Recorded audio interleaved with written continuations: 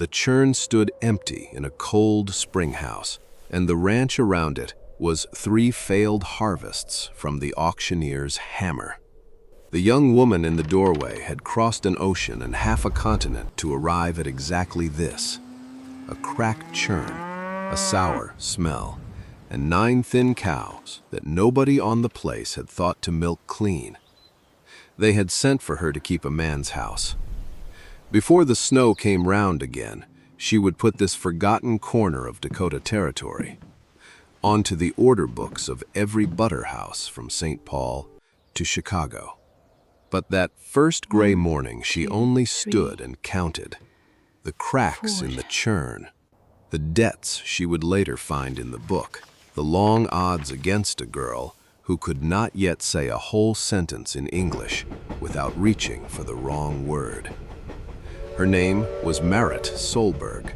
She was 24 years old, unmarried, lately of a steep green valley above a Norwegian fjord, and she had come to Bremer, Dakota Territory, in the spring of 1884 on the strength of 3 letters and a marriage contract folded into the lining of her glove.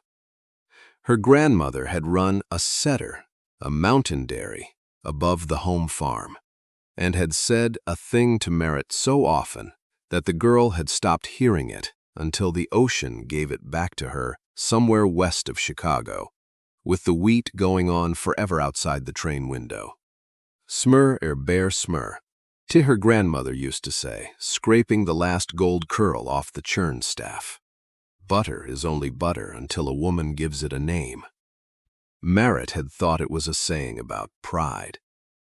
She was beginning to think it was a saying about money, which is sometimes the same thing wearing work clothes. Gideon Frost was waiting at the Bremer depot, and he was the only man on the platform, not looking at her with open curiosity. He looked at the middle distance mostly, as though her arrival were one more chore on a long list he had stopped expecting to finish. He was perhaps 35, lean and weathered, with the still, closed face of a man who has learned to expect less so as to lose less. He took off his hat when she gave her name, but it seemed a thing his mother had taught his hands to do rather than a welcome. Miss Solberg. He looked at her single trunk. Wagons yonder. It's a fair ride. It was a fair ride, and he spent most of it not speaking, and Marit used the silence the way she had used the whole long crossing, to look and to count. The cattle they passed were thin. The fences leaned. The wheat that should have been the green of hope was the pale, anxious green of a field that has been asked too much of and fed too little. And the man beside her drove with his shoulders set against the weather and the world both. A man who had clearly decided that wanting things was a luxury that had cost him too dear once to risk again. The house, when they reached it, was bigger than she had feared and emptier than she had hoped. A frame house gone gray for want of paint, a sagging barn, and behind the kitchen the low stone spring house, where, in better days, somebody had meant to keep milk cool and had given it up as one more thing that did not pay. "My father built it," Gideon said, as if she'd asked. "He and my brother. Father's gone 4 years. My brother lit out for the Black Hills the spring the wheat failed the second time. It's been me since." He set her trunk on the porch. He did not look at her when he said the rest. "I'll be plain, Miss Solberg, the way I try to be in the letters. I'm no kind of a bargain. The place is in debt to the Bremer Bank, and the bank wants its money in the fall, and I don't see how it comes.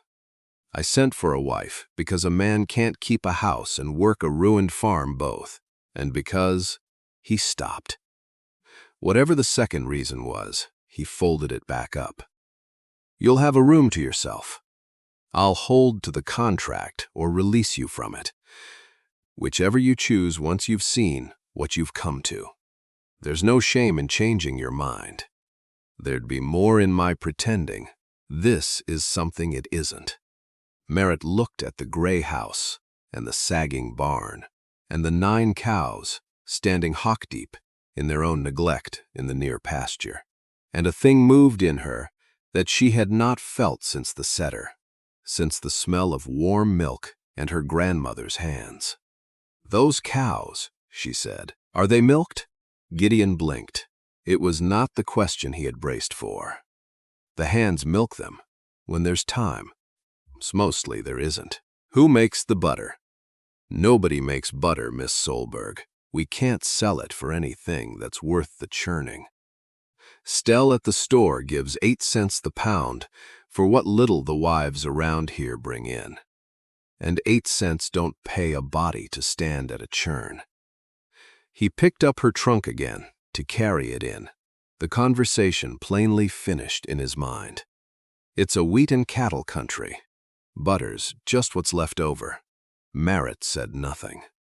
But she had heard the word "stell" and the word 8 cents and the word "left over." And somewhere behind her tired eyes, her grandmother was scraping the churn staff and saying the old thing. And Marit found that, for the first morning since she had left the fjord behind, she was not entirely without hope. She did not change her mind. She married Gideon Frost 3 days later before a justice in Bremer, a civil ceremony of 9 minutes with 2 strangers for witnesses. And she went home to the gray house, his wife, in law, and a stranger in every other way. And she lay awake that first married night, listening to a man breathe behind a closed door down the hall and planning a creamery. In the morning she went to the cows. The hands, there were 2 of them left, a silent older man named Bo and a 15-year-old immigrant boy named Nils, who drove the team. Watched her walk into the near pasture in her oldest dress with a clean pail and a low stool, and they watched her sit down against the flank of the nearest cow and milk it out clean and quick and to the last drop, stripping the quarters the way her grandmother had taught her, so the animal would give down fully and not go dry from half-milking. And they looked at each other, and Nils grinned, and Bo did not, but Bo carried the pail for her, which from Bo was a speech. It is the cleanliness that makes the butter. Marit knew this the way she knew her own name, and nobody in Bremer seemed to know it at all. She scalded the pails. She strained the milk through clean cloth and set it in the cool of the stone spring house in shallow pans.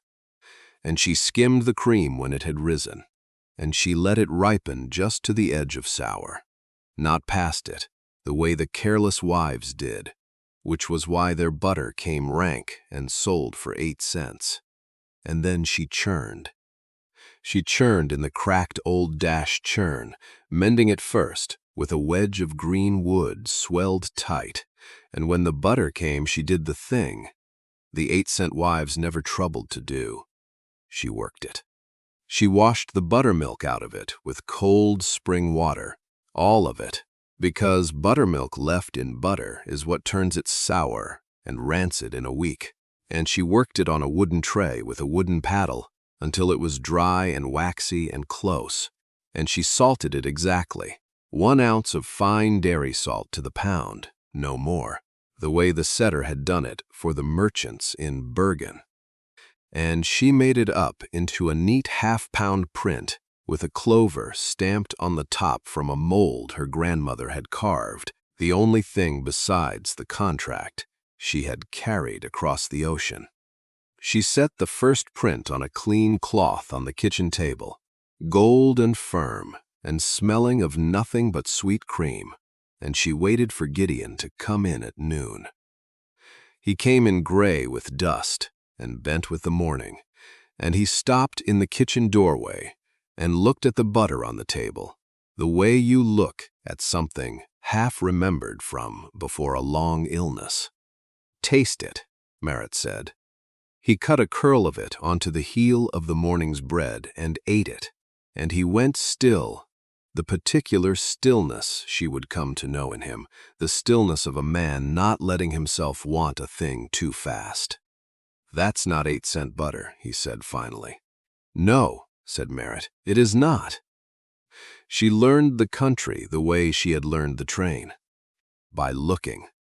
And what she saw, riding to the Bremer store with Nils to buy salt, was a whole township of women making 8-cent butter badly and selling it cheap to a man named Orrin Stell, who had the only ice house, the only standing order with the city commission houses, and the only wagon contract on the rail line, and who therefore set the price of butter in Bremer at whatever figure pleased him, which was 8 cents and had been 8 cents for as long as anyone could recall. There was Ingrid Sunde, 2 farms over, a Norwegian like herself, widowed young with 4 children, and a dozen good cows and butter that came out gray for want of working. There was Bess Tuel, whose husband drank, and who churned in secret money she hid in a flour tin.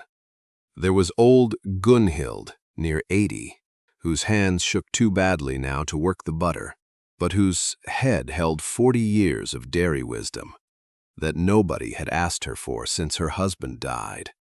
A dozen of them, 2 dozen, each at her own churn, in her own cold kitchen, each making a little poor butter alone, each selling it to Stell for 8 cents because Stell was the only door, and each going home with a few coins, and the settled certainty that this was simply what butter was worth, and what women were worth, and what the whole business came to in the end. Marit Solberg looked at them and saw something else entirely. She saw 30 churns that could be one. She saw poor gray butter that could be one fine gold grade under one clean name. She saw a wagon and a rail line, and a city full of hotels and rich men's tables, paying 30 cents the pound and more for butter scored 90 and above, and a middleman taking the whole difference between 8 cents and 30 for the work of owning an ice house. She saw a storefront where everyone else saw what was left over. She brought it to Gideon at the table one night, with the lamp low, the way she would bring him everything for the rest of their lives, laying it out plain. "If the women of this township brought their cream to one place," she said, "and one pair of trained hands made it all into one grade of butter, under one mark, we could make 100 pounds a week of butter good enough to ship to St. Paul. Not to Stell, past Stell. The city houses pay by the score. Gideon, 93 score butter brings near 4 times what Stell gives. We pool the cream. We pay each woman her fair share of what the butter earns. We keep a little to run the creamery, and every churn in Bremer is suddenly worth 4 times what it was on Tuesday." Gideon was quiet a long while.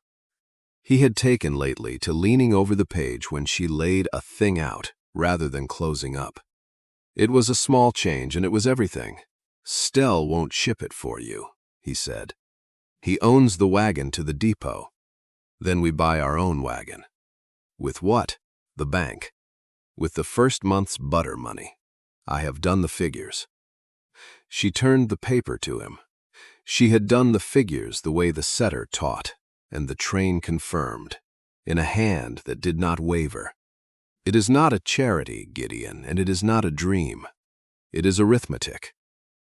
The only thing standing between these women and 4 times their money is that no one has ever stood in the middle of them and said, 'Bring it here.'" He looked at the figures. He looked at her. This stranger he had married out of need, who had crossed an ocean and walked into his ruin and started, quietly, to take it apart and build something else from the pieces. And Gideon Frost, who had taught himself for 4 years to want nothing, because wanting had cost him everything, felt the old dangerous thing stir in his chest, and for once did not push it down. "All right," he said. "Tell me where to start." They started in the spring house, which Gideon and Bo and Nils scrubbed and whitewashed and fitted with a new door, and into which Marit installed the one extravagance she insisted on and fought for and won. A hand-cranked cream separator, a de Laval, freighted in at a cost that made Gideon go quiet, a gleaming machine that spun the cream from the milk in minutes, by main force, where the old pans took half a day and lost half the cream to the skim. With the separator, a woman could bring her whole morning's milk and carry home the skim for her hogs and calves. Within the hour, the cream weighed and credited to her name in Marit's book. That book was the heart of it. Marit kept every woman's cream by weight and quality, and paid each her share of what the butter earned, less only the true cost of salt and freight and the separator's keep.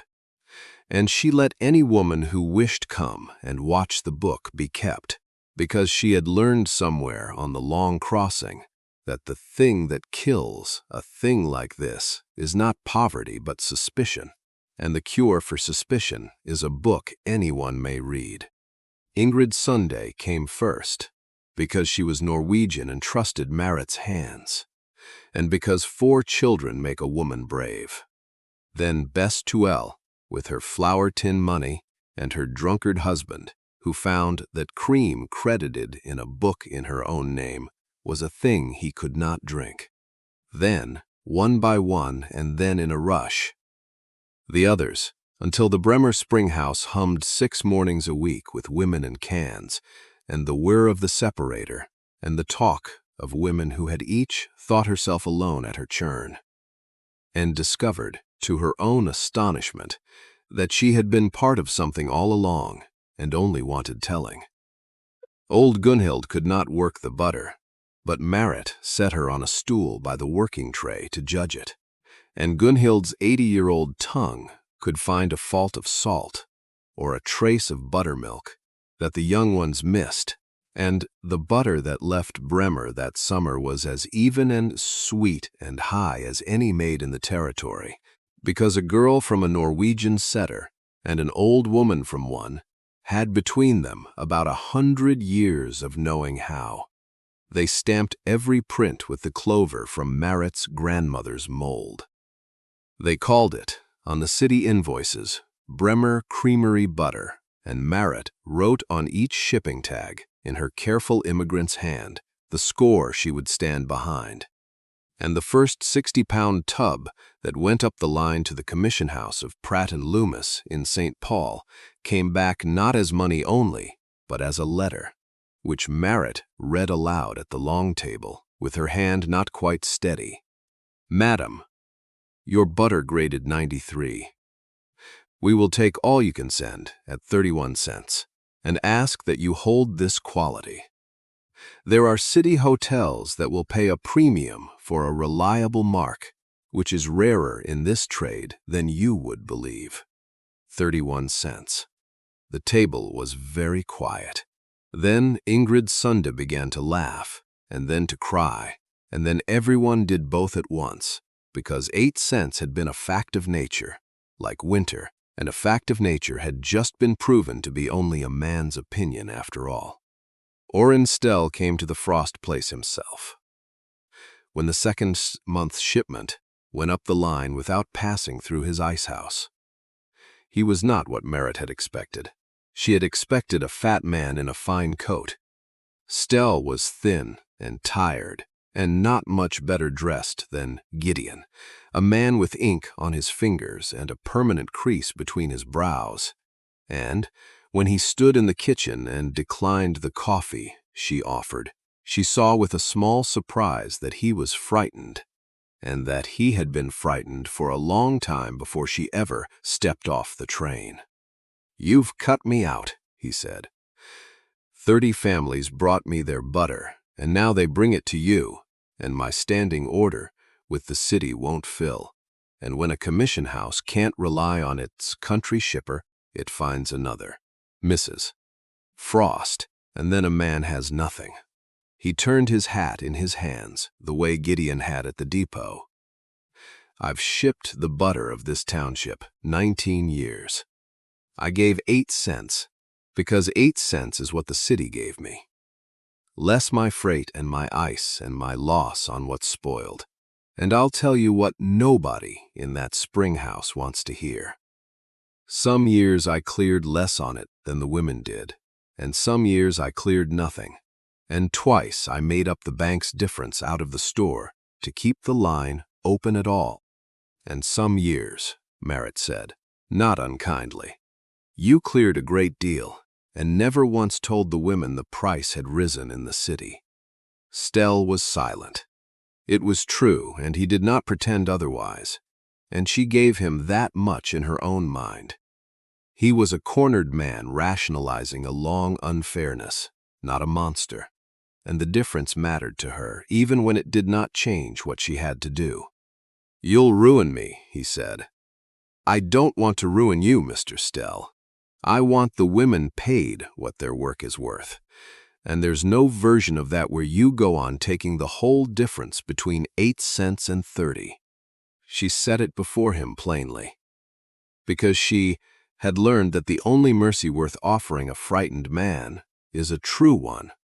Ship for us. You have the ice house and the wagons and 19 years of knowing the line.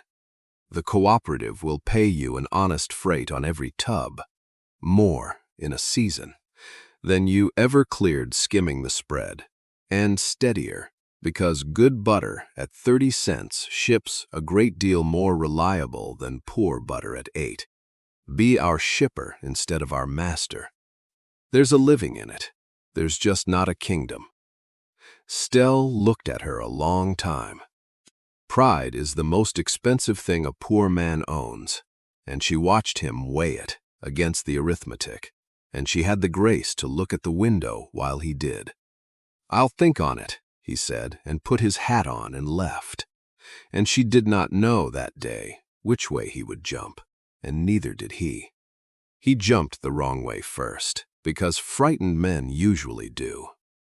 He went to the Bremer Bank where the frost note was held, and he reminded the banker, quietly, reasonably, the way the worst things are always done, that a great deal of the bank's standing in the town rested on Orrin Stell's 19 years of trade, and that this creamery scheme of the foreign woman's was a reckless thing that would surely fail and take the women's egg money down with it, and that a prudent bank might call the frost note now, in the summer, while the place still had cattle worth seizing, rather than wait for the fall and the inevitable smash.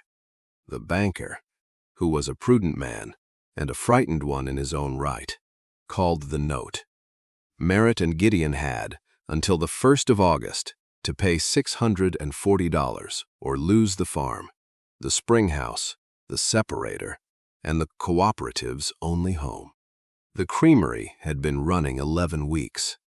It was profitable and growing, and it did not yet have $640, because every spare cent had gone back to the women whose cream it was, which was the whole point of it.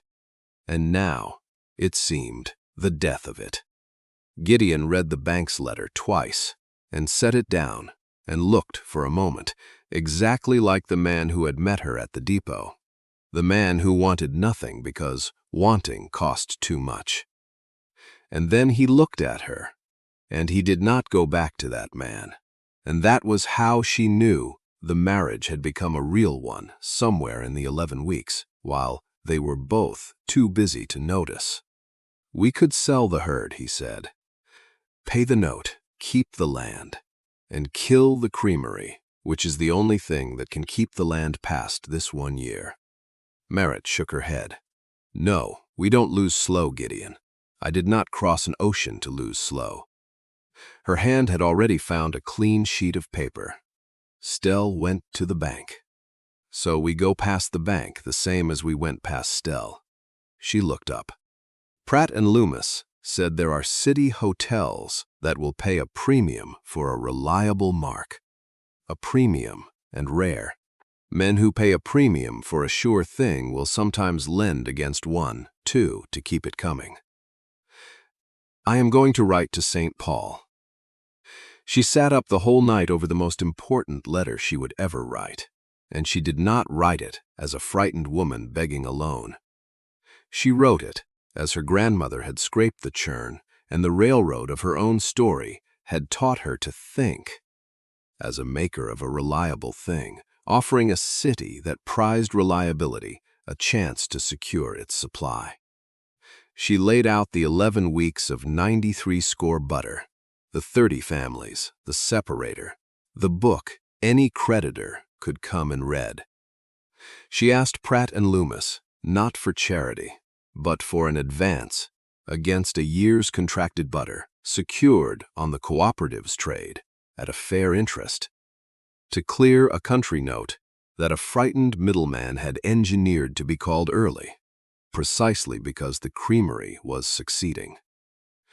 She sent Nils riding through the dark to catch the early mail train south, and then there was nothing to do but keep making butter while the 1st of August came on like weather.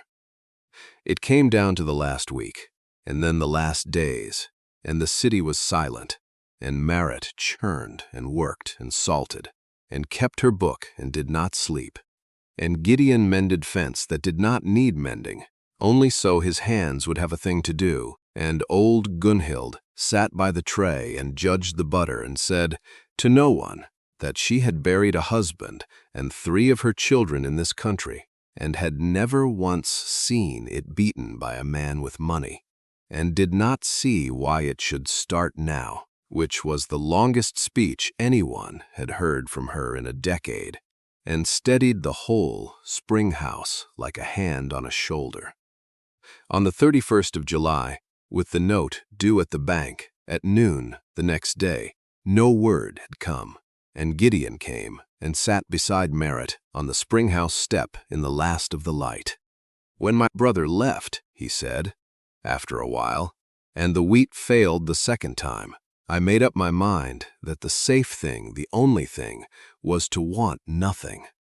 Plant what you must, feed the stock, hold what you can, and want nothing past it, because wanting is just a door you leave open for grief to walk through." He looked out at the pasture, at the 9 cows that were 30 now, fat and clean. "You stepped down off that train and started wanting things out loud, in my own kitchen, like it was an ordinary way to live. And I find I'd rather have wanted this with you, and lost it tomorrow at noon, than crawl back into a life of wanting nothing." He closed his hand over hers, the first time he had done it without the excuse of helping her down from somewhere.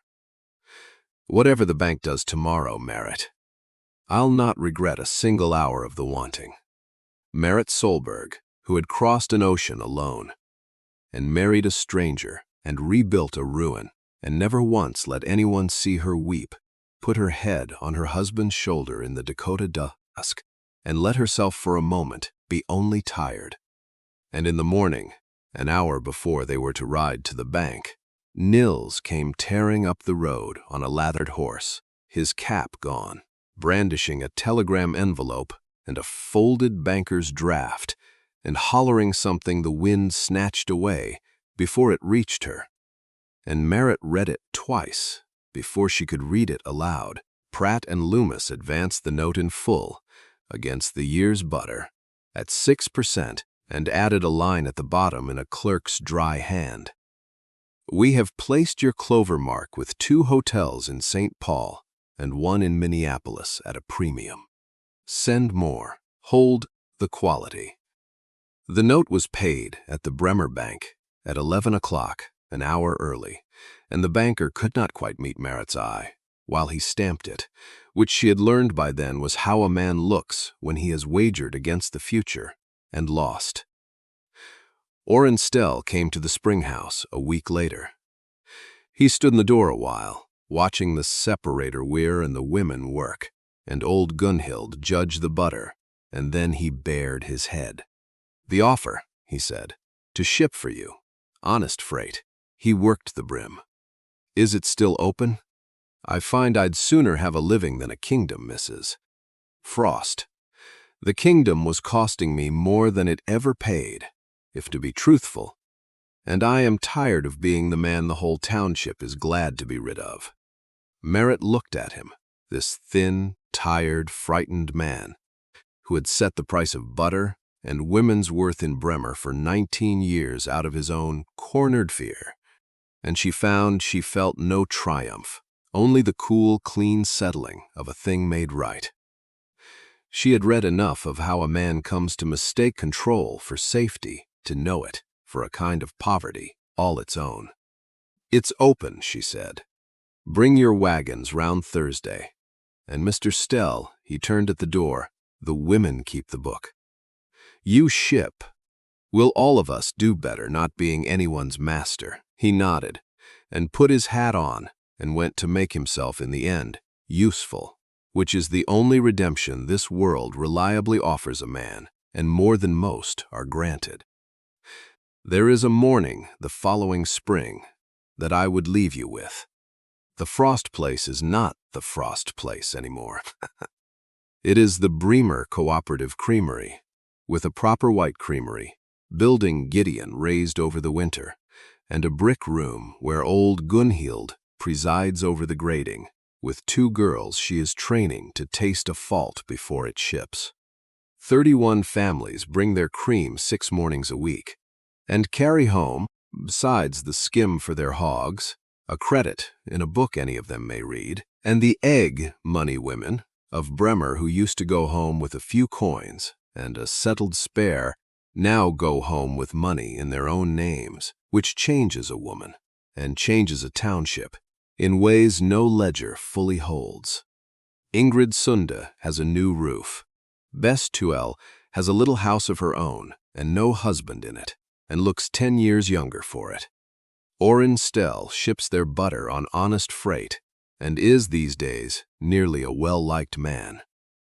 And Gideon Frost stands in the door of the creamery in the gold morning light and watches his wife move among the cans and the women, keeping her book, settling a question of salt with a word, and he wears the face of a man who planted what he thought was the last of his hope in dead ground and watched it come up as something he had no name for. Here is the thing I have come to believe, telling stories like this one. We are forever waiting to be rescued, for someone to ride in with money enough or strength enough to lift the whole weight off us at a stroke. It is not how rescue comes, when it comes at all. More often it walks off a train in a travel-worn dress, a stranger we sent for, to do one small thing, and it looks at the ruin we have made our peace with and asks the one question we long ago stopped asking. Why should it be worth so little? The women of Bremer had made good butter and poor butter for 40 years, and sold all of it for 8 cents, not because 8 cents was true, but because no one had ever stood in the middle of them and said it was a lie. Marit Solberg did not bring them money. She brought them the idea that they were worth more than they had been told. And then she did the patient, unglamorous arithmetic of proving it, churn by churn, until the proving could not be argued with. That is not magic, and it is not rescue. It is somebody seeing the worth that was there all along, in the cream and in the women, and in a cornered man and in a husband who had taught himself to want nothing, and refusing, gently and stubbornly, to let any of it go on being valued at 8 cents. Butter is only butter until a woman gives it a name, and a life, I have found, is much the same. Thank you for standing in this spring house with me a while, and with Marit and Gideon and a township full of women who turned out to be worth a great deal more than they'd been paid. If you found something here worth keeping, stay on. There are more of these stories where this one came from, and I'd be glad of your company down the next road. The cans are washed, the churn is turning, and the morning's butter is going gold under careful hands.